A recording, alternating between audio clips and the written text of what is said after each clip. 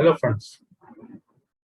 Today the topic of discussion is live-in relationships. One of my friends recently told me, to discuss about this hot topic, live-in relationship, which we find common among sports stars, film stars, politicians. So let us understand what kind of relationship it is. We have seen in Facebook people writing, "I'm single, I'm married, or I'm in relationship." This is something, a new kind of relationship. Let us understand from the legal point of view what all legalities are involved in this type of relationship. Basically, live-in relationships, when we talk about, it is a relationship where two people live together. So in this concept class, we are going to understand what is live-in relationship, whether it is legal or illegal in India, what the Indian Constitution says about live-in relationships, and the cases by the judiciaries. We will understand famous Indian cases which will be very much important for a law student. However, the entire concept is going to help even a layman to understand the live-in relationship. So let's move forward. Live-in relationship. It is a new concept of relationship, but we don't know how much new it is. Let us understand in the following slide. Definitely in this relationship, the couples, I am not saying a girl or a boy or a man or a woman. I'm using this word couples share same household and cohabit together without marriage. In the second point, the definition of couple, we will see, and I foresee there will be some changes in terms of interpretation by the judiciary in coming years. So coming to the third point, the relationship is like a marriage, but not a marriage. How it is? Because this live-in relationship is considered or interpreted as a valid marriage by the Indian courts only when, if there is long duration of living together. So to call a relationship a live-in relationship, as per the case D. Veluswamy versus D. Pachalamma, there has to be a valid age. Valid age means 18 and 21 respectively for a girl and for a boy. They should have same household and they are sharing everything in that. But if either of the parents, if the parties are having a living spouse, it is not a live-in relationship. It means both the parties should not have any living spouse. It means a married man living with an unmarried woman, or a married woman living with an unmarried man is not considered as a live-in relationship. Moreover, the couple should behave like husband and wife. And this behavior should be for a longer period of time, considerable period of time. There is no such definition what is the considerable period of time, but in many cases we have seen 10 years, 15 years living together and identifying themselves as a couple, husband, wife, and interacting in the public as a couple. Now, what is that magnet which is attracting couples to go into a live-in relationship?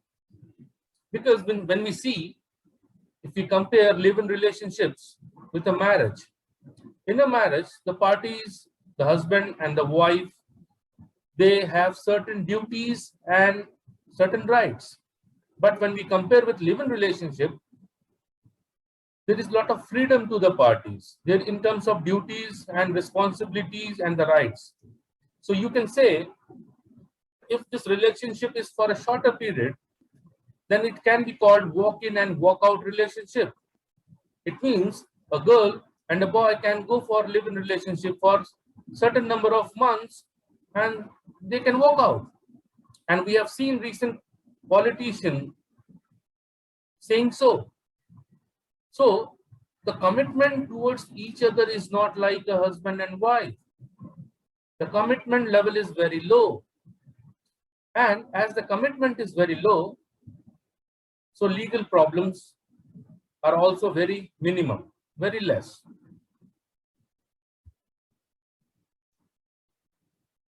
Let us understand what law says about live-in relationship.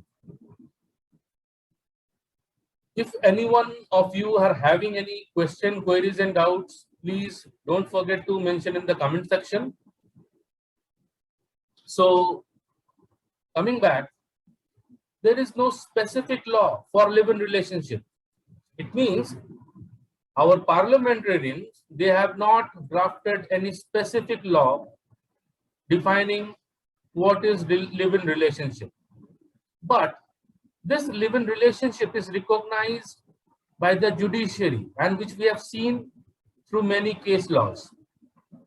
And you'll be amused to understand that in the case of Badri Prasad versus Director of Consolidation, in the year 1978, this relationship was first recognized by the court, Indian court. I will not go in detail about this specific case. If you are having any doubt, you can put that in the comment section and we will answer that. Moving forward, let us understand what our Indian Constitution talks about. We have Article 19. As per the Article 19, any Indian citizen can reside in any part of the country. It means if a boy from West Bengal is going for a live-in relationship with a girl in Delhi, he can do so. And it is vice versa. Article 21, the another article which defines right to life. This Article 21, the periphery is very vast. And this includes wish of residing with the partner of one's choice. And it has been stated in the case Khushbu versus Kaniyammal that an adult who is not married and having legal age 18-21 as explained earlier, that person can choose his life partner or her life partner and can reside, and the law will not stop such kind of togetherness. Moreover, the problem starts when such relationships are broken. As I explained to you, it is a kind of walk-in and walk-out kind of relationship. But when it is a walk-out, most of the time we have seen a woman in the relationship is facing problem. Such women are having protection from a domestic violence. If you see the Act, Protection of Women from Domestic Violence Act 2005, in the section 2S, which talks about shared household. Shared household where a man and a woman staying together and sharing the space, sharing each and everything. Let's say TV or fridge or washing machine or cooking utensils or anything. They are just sharing. As explained earlier, they are living like a couple. They are recognizing themselves as husband, wife. So Section 2S, which is basically during the divorce, the women usually use this act, women protection of women from domestic violence. So same section 2S is applicable to live-in relationships as well. Moreover, section 2F, which talks about domestic relationships, is also applicable to live-in relationship. Thus, we can conclude that court has considered it is a relationship in nature of marriage. So if there is a shared household and domestic relationship, then it can be concluded as a relationship in a nature of marriage as per Indra Sharma versus VKV Sharma. In this case, in another case, Madan Mohan Singh versus Rajnikant, as per the code, live-in relationship cannot be considered as a walk-in and walk-out relationship. It is if it is continued for a long period of time. So one of the vital ingredients to establish whether the relationship is a live-in relationship is only through the time period of the relationship. If it is for a few months or 1 or 2 years, then definitely not. There has to be substantial long period of togetherness, of sharing household and staying together. Moreover, section 125 of Code of Criminal Procedure, which gives maintenance to the neglected wife, the same section is applicable in terms of live-in relationship as well. Section 21D of the Protection of Women from Domestic Violence Act is also applicable. I have written a case in the red line, Chanumonia versus Virendra Kumar Singh.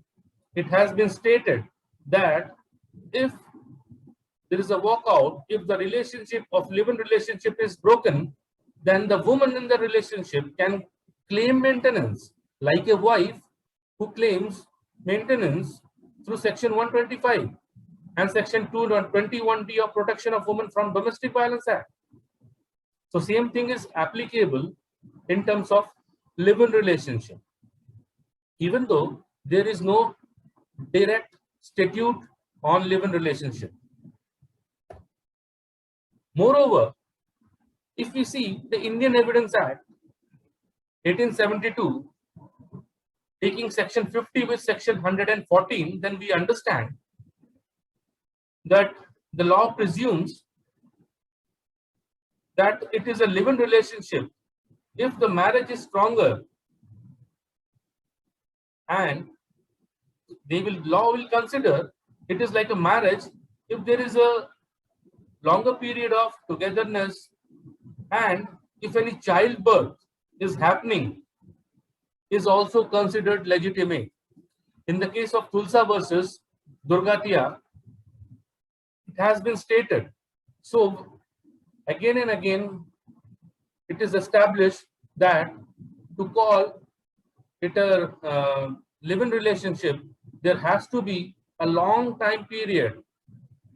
And during that, if any child is born, is considered legitimate. I would like to add that in a live-in relationship, this is a peculiar, the point 2, if any child is born, it is considered legitimate because a child is, the child life is more important. Because of any breakdown of any relationship, the child should not suffer. This is the core reason behind the judiciary to say that the child is legitimate. However, a live-in couple, they are not allowed to go for adoption. So I will request to the viewers to understand, and on this point, if you are having any query, please put forward. Now let us understand the Hindu Succession Act. If the couple in the live-in relationship are both of them Hindus, then This Succession Act is applicable, Hindu Succession Act 1956, where Section 10 of the Act does not discriminate between a married daughter. Let's say a person is marrying off his daughter. This is case 1. And case 2, a person's daughter is in live-in relationship with someone. In both the case, Section 10 will not discriminate. It means the girl or the woman can claim succession and inherit the property or father's property. That property may be self-acquired or ancestral property. In both the cases, this act gives the right to the woman to go for succession. Moreover, the same act also tells that the lady in the relationship is also having right on the partner's property. So the case is mentioned below. If anyone is finding difficulty in understanding the case, we would like to answer. Please put your comment in the section. Thank you.